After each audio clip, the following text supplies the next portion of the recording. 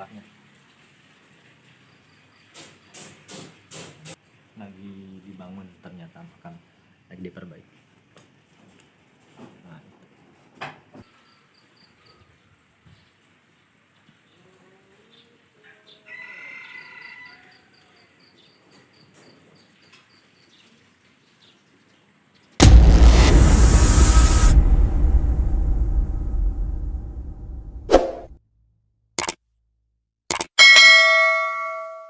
Assalamualaikum warahmatullahi wabarakatuh. Alhamdulillahirrabbilalamin, bertemu lagi bersama Menggapai Lillah. Di video kali ini saya lagi di jalan menuju makamnya Raden Boros Ngora atau Prabu Jampang Manggung yang berada di Ciambar, Parungkuda, Sukabumi.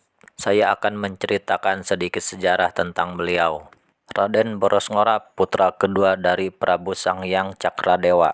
Prabu Sanghyang Cakradewa adalah seorang raja yang adil dan bijaksana. Di bawah pimpinannya Panjalu menjadi sebuah kerajaan yang makmur dan disegani.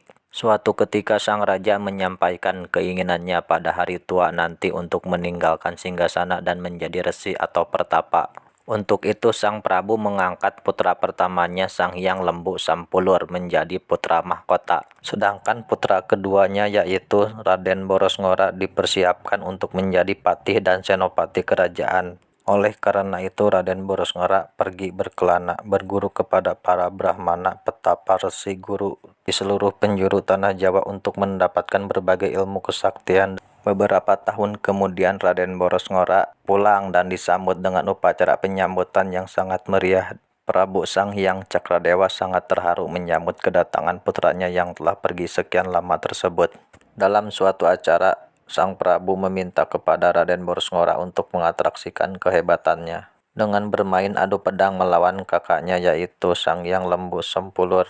Ketika kedua pangeran itu telah mengadu kehebatan ilmu pedang itu, tak sengaja kain yang menutupi betis Sanghyang Boros Ngora tersingkap dan tampaklah sebentuk raja yang menandakan pemiliknya menganut ilmu kesaktian aliran hitam. Prabu Sanghyang Cakradewa sangat kecewa mendapati kenyataan tersebut karena ilmu itu tidak sesuai dengan anggon-anggon kepanjaluan. Sang Prabu segera memerintahkan Raden Boros Ngora untuk membuang ilmu terlarang itu dan segera mencari ilmu sejati yaitu ilmu yang menuntun kepada jalan keselamatan. Sebagai indikator apakah Raden Boros Ngora telah menguasai ilmu sejati atau belum, maka sang Prabu membekalinya sebuah gayung batok kelapa yang dasarnya diberi lubang-lubang sehingga tidak bisa menampung cidukan air. Apabila Raden Boros Ngora telah menguasai ilmu sejati, maka ia bisa menciduk air dengan gayung berlubang-lubang tersebut.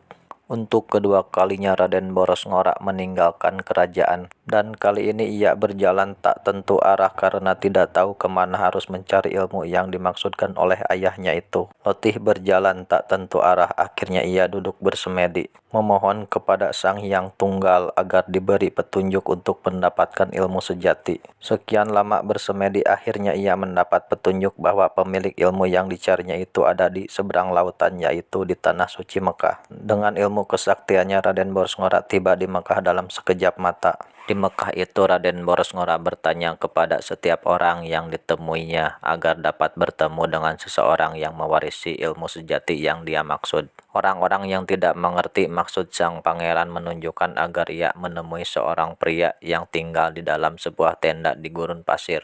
Raden Boros Ngora bergegas menuju tenda yang dimaksud dan ketika ia membuka tabir tenda itu dilihatnya seorang tua yang sedang menulis dengan pena karena terkejut dengan kedatangan tamunya. Pena yang ada di tangan pria tua itu terjatuh menancap di tanah berpasir. Lelaki misterius menegur sang pangeran karena telah datang tanpa mengucapkan salam sehingga mengejutkannya dan mengakibatkan pena yang dipegangnya jatuh tertancap di pasir. Padahal sesungguhnya lelaki itu hanya berpura-pura terkejut karena ingin memberi pelajaran kepada pemuda pendatang yang terlihat jumawa karena kesaktian yang dimilikinya itu. Setelah bertanya apa keperluannya datang ke tenda, lelaki itu hanya meminta Raden Boros Ngora agar mengambil penanya yang tertancap di pasir. Raden Boros Ngora segera mengambil pena itu, tetapi terjadi kejanggalan. Pena yang menancap di tanah itu seperti sudah menyatu dengan bumi, sehingga walau segenap kekuatannya telah dikerahkan, namun pena itu tak bergeming barang sedikit pun.